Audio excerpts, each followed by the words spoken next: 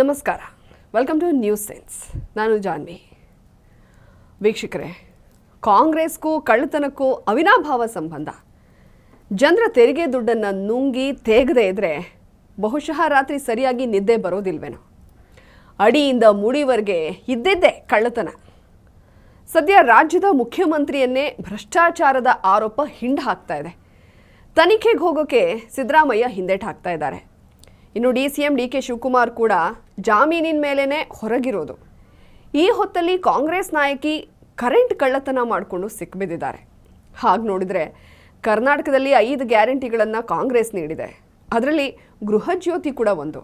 ಅಂದರೆ ಪ್ರತಿ ತಿಂಗಳು ಪ್ರತಿ ಮನೆಗೆ 200 ಯೂನಿಟ್ ಕರೆಂಟ್ ಫ್ರೀ ಕೊಡ್ತೀವಿ ಅಂತ ಹೇಳಿತ್ತು. ಆಮೇಲೆ ಒಂದೊಂದೇ ಕಂಡೀಷನ್ಸ್ ಹಾಕಿ ಕರೆಂಟ್ ಕೊಡ್ತಾ ಇದೆ. ಆದರೆ ಫ್ರೀ ಕರೆಂಟ್ ಇದ್ದಾಗಲೂ ಕೂಡ ಕರೆಂಟ್ ಕಳ್ಳಿಯಾಗಿದ್ದಾಳೆ ಕಾಂಗ್ರೆಸ್ ನಾಯಕಿ. ಗೃಹಜ್ಯೋತಿ ಯೋಜನೆ ಅಡಿಯಲ್ಲಿ ಎಲ್ಲ ಮನೆಗಳಿಗೂ 200 ಯೂನಿಟ್ ವಿದ್ಯುತ್ ಉಚಿತ ನೀಡಿದ್ರು. ಇಲ್ಲೊಬ್ಬರು ಕಾಂಗ್ರೆಸ್ ನಾಯಕಿ ಜೊತೆಗೆ ಗ್ರಾಮ ಪಂಚಾಯತ್ ಸದಸ್ಯೆ ವಿದ್ಯುತ್ ಕಳ್ಳತನ ಮಾಡಿ ಸಿಕ್ಕಿಬಿದ್ದಿದ್ದಾರೆ.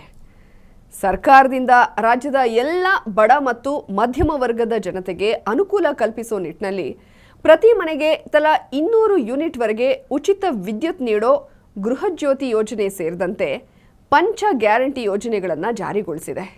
ಇದನ್ನು ಕೊಡುವಾಗ ನನಗೂ ಫ್ರೀ ನಿನಗೂ ಫ್ರೀ ಅಂತ ಸ್ವತಃ ಸಿದ್ದರಾಮಯ್ಯ ಬಡಾಯಿ ಕೊಚ್ಕೊಂಡಿದ್ರು. ಆದರೆ ಸರ್ಕಾರದಿಂದ ಉಚಿತವಾಗಿ ಕೊಡ್ತಾ ಇರೋ ವಿದ್ಯುತ್ ಯೋಜನೆಯನ್ನು ಸ್ವತಃ ಕಾಂಗ್ರೆಸ್ ನಾಯಕಿಯೇ ದುರುಪಯೋಗ ಮಾಡಿಕೊಂಡು ತನ್ನ ಮನೆಗಳಿಗೆ ಅಕ್ರಮವಾಗಿ ಕರೆಂಟ್ ಕನೆಕ್ಷನ್ ಕೊಟ್ಕೊಂಡಿದ್ರು. ಬೇಲಿಯೇ ಎದ್ದು ಹೊಲ ಮೇಯ್ದಂತೆ ಅನ್ನೋದಕ್ಕೆ ಇದೊಂದು ಸಾಕ್ಷಿ. ಕಾಂಗ್ರೆಸ್ಸಿನ ಹಿರಿಯ ನಾಯಕರು ಕಿರಿಯ ನಾಯಕರು ಒಂದೇ ಒಂದು ಸಿದ್ಧಾಂತದ ಅಡಿಯಲ್ಲಿ ರಾಜಕೀಯ ಮಾಡ್ತಾ ಇದ್ದಾರೆ. ಅದು ಲೂಟಿ ಲೂಟಿ ಲೂಟಿ. ಈಕೆ ಯಾರೋ ಸಾಮಾನ್ಯ ಕಾಂಗ್ರೆಸ್ ಕಾರ್ಯಕರ್ತೆ ಅಲ್ಲ. ಕಾಂಗ್ರೆಸ್ ಪ್ರತಿಭಟನೆಗಳಾದಾಗ ಶಾಲ್ ಹಾಕೊಂಡು ಮೋದಿಗೆ ಧಿಕ್ಕಾರ ಅನ್ನೋ ಪಾರ್ಟಿ ವರ್ಕರ್ ಅಲ್ಲ. ಬದಲಾಗಿ ಕಾಂಗ್ರೆಸ್ ಪಕ್ಷದ ಚಿಹ್ನೆಯ ಅಡಿಯಲ್ಲಿ ಗ್ರಾಮ ಪಂಚಾಯಿತಿಗೆ ಆಯ್ಕೆಯಾದ ಜನಪ್ರತಿನಿಧಿ. ಗ್ರಾಮ ಪಂಚಾಯಿತಿ ಸದಸ್ಯೆಯಿಂದಲೇ ಸರ್ಕಾರಕ್ಕೆ ವಂಚನೆ ಆಗಿರೋದು. ಪಕ್ಷ ಈಕೆಯನ್ನು ಸಹಿಸಿಕೊಂಡ್ರೂ ಕೂಡ ಜನಸಾಮಾನ್ಯರು ಸುಮ್ಮನೆ ಇರಬೇಕಲ್ಲ. ಆಕೆಯ ಕಳ್ಳತನದ ಬಗ್ಗೆ ಮಾಹಿತಿ ಗೊತ್ತಿದ್ದ ಆಕೆಯ ಗ್ರಾಮದ ಜನರು ವಿದ್ಯುತ್ ಇಲಾಖೆಗೆ ಇಂಚಿಂಚು ಮಾಹಿತಿ ಕೊಟ್ಟರು. ಸತ್ಯಾಸತ್ಯತೆ ನೋಡೋಕೆ ಬಂದ ವಿದ್ಯುತ್ ಇಲಾಖೆಗೆ ಶಾಕ್ ಆದಿತ್ತು. ಆಕೆ ಕರೆಂಟ್ ಕಳ್ಳತನ ಮಾಡಿದ್ದು ಒಂದು ಮನೆಗಲ್ಲ, ಬದಲಾಗಿ 3 ಮನೆಗೆ. ಯಾರಿದು ಕರೆಂಟ್ ಕಳ್ಳಿ ಕಾಂಗ್ರೆಸ್ ನಾಯಕಿ ಅಂದರೆ ಚಿಕ್ಕಮಗಳೂರು ಜಿಲ್ಲೆ ನಾರಾಯಣಪುರ ತಾಲೂಕು ಕಾಂಗ್ರೆಸ್ ಮಹಿಳಾ ಘಟಕದ ಅಧ್ಯಕ್ಷೆ ಆಶಾ ನಾರಾಯಣ್. ಈಕೆ ದೇವದಾನ ಗ್ರಾಮ ಪಂಚಾಯಿತಿ ಸದಸ್ಯೆ ಕೂಡ ಹೌದು. ಆ ತಾಲೂಕಿನಲ್ಲಿ ರಾಜಕೀಯವಾಗಿ ಸಾಕಷ್ಟು ಹೆಸರು ಮಾಡಿದ್ದಾಳೆ, ತುಂಬ ಪ್ರಭಾವವನ್ನು ಹೊಂದಿದ್ದಾಳೆ. ಆದರೆ ಈಗ ಅಕ್ರಮವಾಗಿ ಕರೆಂಟ್ ಕದ್ದು ಸಿಕ್ಕಿಬಿದ್ದಿದ್ದಾಳೆ. ತಾನು ವಾಸವಾಗಿರೋ ಕಡಬಗೆರೆಯಲ್ಲಿ 3 ಮನೆಗಳಿಗೆ ಅಕ್ರಮ ವಿದ್ಯುತ್ ಸಂಪರ್ಕ ಪಡೆದಿದ್ದಾಳೆ. ಒಂದು ಸಾಮಾನ್ಯ ಗ್ರಾಮ ಪಂಚಾಯಿತಿ ಸದಸ್ಯೆ ಆಗಿನೇ ಆಕೆಗೆ 3 ಮನೆ ಕಟ್ಟಿಸೋಷ್ಟು ಹಣ ಎಲ್ಲಿಂದ ಬಂತು ಅಂತ ಜನ ಕೇಳ್ತಾ ಇದ್ದಾರೆ. ಕರೆಂಟ್ ಫ್ರೀ ಇದ್ರೂ ಅದನ್ನು ಕಳ್ಳತನ ಮಾಡಿದ ಆಕೆ ಇನ್ನೂ ಎಲ್ಲೆಲ್ಲಿ ಹಣ ದೋಚಿದಾಳೋ ಅನ್ನೋ ಸಂದೇಹ ಬರದೇ ಇರುತ್ತಾ? ಚಿಕ್ಕಮಗಳೂರು ತಾಲೂಕಿನ ಕಡಬಗೆರೆ ಮನೆ ಮೇಲೆ ಮೆಸ್ಕಾಂ ಅಧಿಕಾರಿಗಳು ದಾಳಿ ಮಾಡಿದ್ರು.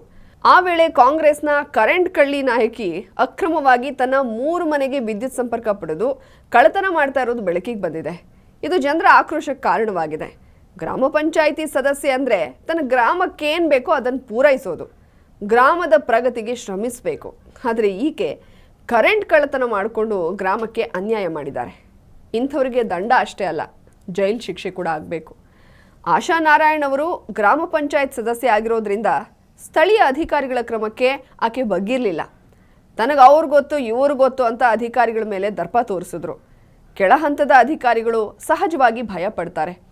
ಕೆಲಸವನ್ನು ಎಲ್ಲಿ ನುಂಗ್ ಹಾಕ್ತಾರೋ ಅನ್ನೋ ಆತಂಕ ಇರುತ್ತೆ. ಆದರೆ ಯಾವುದೇ ಹಿರಿಯ ನಾಯಕರಿಗೆ ಕಾಲ್ ಮಾಡಿದಾಗ ಯಾರೂ ಸಹಾಯಕ್ಕೆ ಬರಲೇ ಇಲ್ಲ. ಸಣ್ಣ ಪುಟ್ಟ ಕಳ್ಳತನದ ಕೇಸಿಗೆ ಹಿರಿಯ ನಾಯಕರ ಪ್ರಭಾವ ಬಳಸಿದ್ರೆ ಆಗೋ ಅವಮಾನ ಅಂತಿಂಥದ್ದಲ್ಲ. ಹೀಗಾಗಿ ಮಂಗಳೂರಿನಿಂದ ಮೆಸ್ಕಾಂ ಅಧಿಕಾರಿಗಳ ತಂಡ ಬಂತು, ಪರಿಶೀಲನೆ ಮಾಡ್ತು. ಆ ವೇಳೆ ಕಾಂಗ್ರೆಸ್ಸಿನ ಕರೆಂಟ್ ಕಳ್ಳಿ ನಾಯಕಿ ಅಕ್ರಮ ವಿದ್ಯುತ್ ಕಳ್ಳತನ ಮಾಡಿರೋದು ಬೆಳಕಿಗೆ ಬಂತು. ಈಗಿಂದೀಗಲೇ 1 ಲಕ್ಷ ರೂಪಾಯಿ ದಂಡನ ಪಾವತಿ ಮಾಡಿ ಅಂತ ನೋಟಿಸ್ ಕೊಟ್ಟರು. ಸ್ಥಳೀಯ ಅಧಿಕಾರಿಗಳ ಮೇಲೆ ಪ್ರಭಾವ ಬಳಸಿ ತಪ್ಪಿಸ್ಕೊಂಡ್ರು. ಅಕ್ರಮ ವಿದ್ಯುತ್ ಕಳ್ಳತನ ಮಾಡ್ತಾ ಇದ್ದ ಕಾಂಗ್ರೆಸ್ ನಾಯಕಿಗೆ ಮಂಗಳೂರು ಅಧಿಕಾರಿಗಳು ತಕ್ಕ ಪಾಠನೇ ಕಲಿಸಿದ್ದಾರೆ.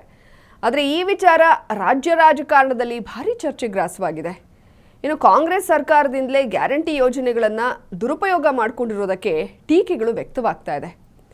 ಇದೊಂದು ಉದಾಹರಣೆ ಅಷ್ಟೇ. ಎಲ್ಲ ಇಲಾಖೆಗಳಲ್ಲೂ ಕೂಡ ಗೋಲ್ಮಾಲ್ ಆಗ್ತಾ ಇದೆ ಅನ್ನೋ ಆರೋಪ ಸದಾ ಈ ಸರ್ಕಾರದ ಮೇಲಿದೆ. ಕ್ರಮ ತೆಗೆದುಕೊಳ್ಳೋದಕ್ಕೆ ಹಿಂದು ಮುಂದೆ ನೋಡ್ತಾ ಇದೆ.